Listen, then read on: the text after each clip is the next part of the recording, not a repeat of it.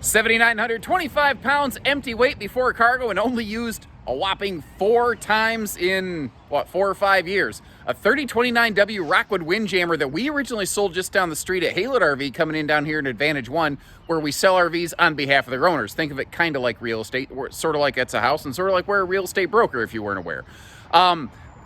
The RV looks absolutely fantastic inside and out. And this has actually always been pretty much my personal favorite Windjammer floor plan because it has that big triple slide, flat deck fifth wheel kind of feel, but it's less than 8,000 pounds dry weight. It's kind of why I always called Windjammers portable park models, because this thing is big enough. If you want to set it up and spend a long time in a seasonal site, or you want to use it for snowbird camping where you get it back and forth from like Florida or Arizona or some destination area like that, then you come back to the Midwest during the summertime, it's light enough, and with the good suspension and the V-nose up front here, it's a very towable camper, but it's big enough that you can really set up shop and enjoy it for a long time when you get there.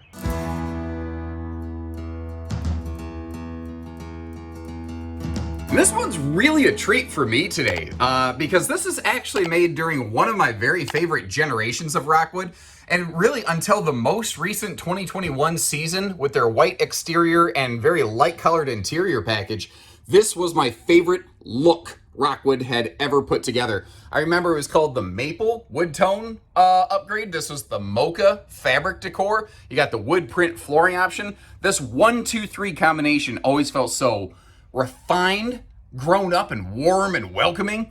And anytime I'm in a used RV, I try to find something that's maybe not perfect, just to give you an idea that I'm being real about this. Here's the worst I've been able to find on this camper. That speaker just needs tightened up a little bit, and probably from cold expansion and contraction, just needs a quick little panel nail to keep that pop back up in place. That's it. That's the worst I can find with this one. So often when you see RVs that aren't used a great deal, they are also not maintained a great deal. And I don't see that being the case on this one. Everything I see on here really heavily indicates that they performed not even just routine maintenance, but routine cleaning on the RV. Because there's not like dust or cobwebs or anything in here. And if they didn't, they fooled me. And I'm pretty good at looking at this stuff. So this is a trifold sleeper sofa over here that I don't believe anybody ever slept on for more than maybe an afternoon nap. Oh, original factory pillows and everything all included here. Now, on the back here, couple recliners, which is nice, but those are actually lazy boys. That Rockwood was one of the very few manufacturers that ever used a really nicer grade recliner like that. And as rear sofa models have become more popular, you've seen fewer and fewer of their recliners get used in the RV industry. They technically are still used a little bit today, but that was always like people would sit down in a Rockwood recliner and just be like, oh my, this is nice. Like it was a higher grade seating fixture effectively. You got nightshades all the way around here for privacy, and notice how the ceiling's vaulted a little bit. Really opens it up in here, helps provide that bigger sense of space. And this floor plan gives us windows all around the back end. You've got it over here on the door side. You've got windows off the rear-facing area. You've got windows on the driver's side. There's just windows everywhere on this one. And again, little TLC things I see owners do. I like to point these out. When they were traveling, they actually zip-tied the chairs together, but to make sure that they weren't going to clank and bang together, they just put little non-slip pads in between there. Sometimes it's those little things, to me, that tell the biggest story. And this one is nothing but a good story over here. Now, if I take a seat at one of these recliners, you can see there's really not a bad seat in the house. You could sit at the table. You could sit at, let me move the camera over. This is the position of the right-hand recliner. I'm going to move the camera over to the position of the sofa right now. Everybody gets a good shot at the entertainment center. That's what's kind of cool about this one. That TV, if need be, can also pivot and wiggle around a little bit too. Now, Rockwood was way ahead of the curve on a lot of things. They almost always are. Like their stereo system is an actual dual zone. So if you get the IRV app that syncs with that, you can actually have like separate inside-outside entertainment all going on. And one of the things I always liked about this one is that it's a peninsula, not an island kitchen, which I think really, really maximizes your countertop space and gives you a little bit more cabinet space, because one thing you might not realize is this is actually somewhat of a squished down living room, but it never looks and feels like it the way that they've done everything here. The again, the vaulted ceiling, that light fixture, the skylight above, everything opens up to be so big and grand in here, you know? And the lighter color on that maple hardwood cabinetry facing there always looks good. That is an 8 cubic foot, two-way fridge freezer, by the way. Larger 22-inch oven that I don't think was ever used. If we start over here and take a look at the storage, one of the cool things about all the drawers, now it's not just here in the kitchen, but it's everywhere in the RV. These are all soft touch, like residential style closed drawers, which is commonly associated with a lot of like high-end fifth wheel stuff, but travel trailers like this, that was not the kind of thing that they would typically be outfitted with, but that's Rockwood, baby. They're always going a step above. Even little details like down here, the little side stands on either side of the stofa, recliners. I don't even know what a stofa is. I don't know. Anyway, I was going to try to come up with something. I failed. But household outlets, USB plugs for your phone, and hardwood little tabletops. You know, extreme nice finishings, like all real wood slide fascia, not particle board and MDF and all kinds of things. They always took it a notch above. Now, just to kind of show you the face of everything over here, you see some other easy reach appliance type outlets, and they wanted to make sure you could access every single nook and cranny in this kitchen space. As we're moving forward, our command center. This was kind of an early thing that Rockwood was doing, again, way before a couple other manufacturers. But again, you can get an app that syncs to this, and if you want to operate your tank heaters, your slides, your awnings, some of your lights, there's a ton of different things you can do on that wirelessly. Straight across from the entry door, we got our quick access bathroom here. Now that lower door that's not open, that is actually like an access panel for maybe a water pump or something like that. Rockwood will put extra hinges on both sides of those doors to make sure that people don't accidentally get in there and you know, shift cargo around and bust things around or anything like that. Now the bathroom sink here is something I always liked on these. This is stone cast. Maybe that doesn't mean much to you, but basically that's not just a plastic, and you can see that it's actually big, deep enough that real adult hands can get in there. But this sink is rated for 500 degrees. It's overkill. It's silly overkill, but it's also, you know, kind of awesome. Now, if you're noticing, that is quite a tall-looking shower. Well, I'm a little bit of a tall type of fellow, so just to give you a reference point, I better shade that right here. Where's it coming from? There we go.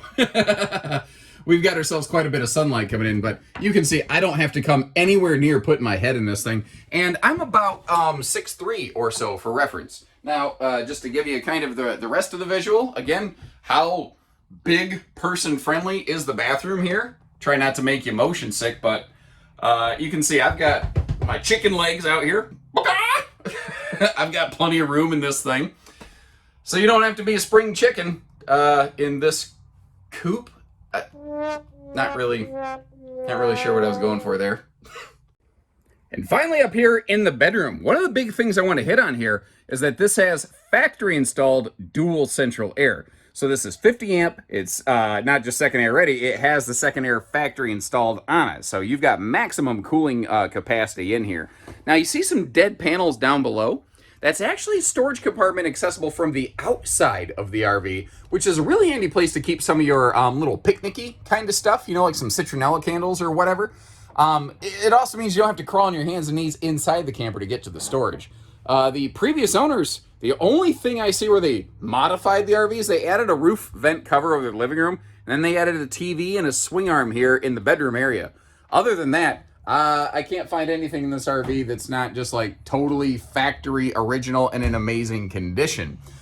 You might notice too, the air vents. There's double air vent runs through the entirety of the camper. Rockwood does that all the time to really give you the most airflow and control over your air system. And this is where this floor plan is really special. It's a full front closet, but the front closet isn't eating up the floor plan space. Everything in this closet is actually hanging over the nose of the trailer. over the A-frame of the tongue. So it's like free space. This would normally be air on almost any other RV, but it comes in to become just this big front closet area here. And the symmetry naturally lends itself to some really handy couples camping. You know, you got two bars, it's split down the middle. It's very obvious. You've got like a mine and a yours side. Now over here in the slide, and that's a deep slide by the way, and you can tell that because look how much space is open here. You can play half a game of Twister. You could do some morning yoga if need be in here.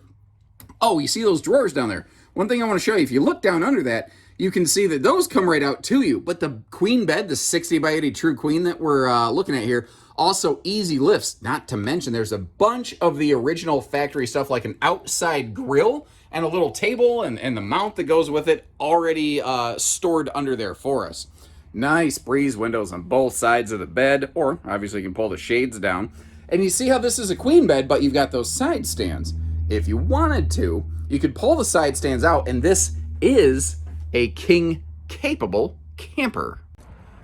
First impression I had just walking up was very positive. I mean, the exterior looks good. It looks clean. It was well maintained. I don't see like significant storage, dust, or anything. And in typical Rockwood doing Rockwood things fashion, adding, even though it's not a massive awning, adding an awning to the face of this door side slide over here to really maximize our patio space, all that shaded area, you know.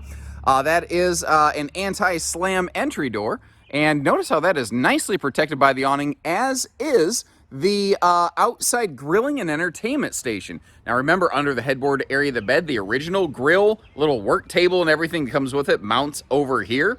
TV mount outside should you choose to fire up some outdoor entertainment. And once again, just a little storage pocket down there below the dresser drawers in the bedroom.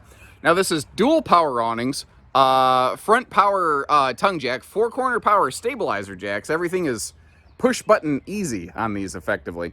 Now the idea behind this V-nose here is what it's doing is effectively keeping the RV 35 feet dead on the nose while actually giving you about 37 foot of trailer, because the whole front closet actually sticks out over the tongue of the RV, instead of, like, if you look at most of these things, the camper body doesn't start until after you reach the box of the chassis. The V-nose Windjammers, though, the camper body actually started above the propane tank, so you were gaining some extra bonus space there. That's one of the reasons these look so big, but the weight stays in check a little bit here.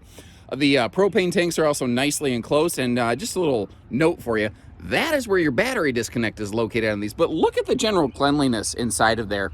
You know, it hasn't been drugged down the road. There's not a whole lot of debris and dirt and dust and every other thing that's been flipped up in there. This has an enclosed underbelly. Thermostatic 12-volt tank heaters were standard on these. And this was made with obviously the champagne skin package upgrade. It's kind of funny how certain things come and go in different waves, you know what I mean? Like sometimes champagne's popular, sometimes white. It's cyclical, you know? I think the white stuff has made a real big comeback in the last couple years. I could see the more tan, calm looks like this sort of coming back in another couple years. Now the tires look good, no dry rotting there. And this has kind of like an independent suspension system. That's another one of the things that makes this a really good tow and go-in model, is all four wheels can kind of move independently. It's not a leaf spring system, it's a torsion suspension, not just torsion axle. Makes a huge difference. Now the spare tire, you might have noticed, had a nice hard shell cover on it. We've got frameless windows looking great all the way around. Let me give you just a good look at the gleam on the skin right there. Beautiful, just super high gloss. And very often I have found it's really the roof of the RV that tells the story of the camper. Because if someone is willing to take the time and effort and investment to take care of the roof of the RV, they're going to take care of everything else that's down below it that's easier to get to. And these folks took care of it. So there's not even like significant discoloration of even like the AC shrouds or any of the roof fixtures or anything like that. Everything looks good. Every single thing that I see up here has had a very generous application of some additional sealant laid upon it, just to be preventative as far as I can see. I can't find anywhere that they ever had issues in the RV. I think it's because they made sure there was never going to be. So as I would say, it's a portable park model, and as Mary Poppins would say, it's practically perfect in every way. And I don't think you need a spoonful of sugar to get this one down. I think this one goes down pretty easy on its own. So if you need hitching, you got a trade, need financing, give us a call. We do all that stuff. Take care, stay safe, have fun, and have an A1 day, everyone.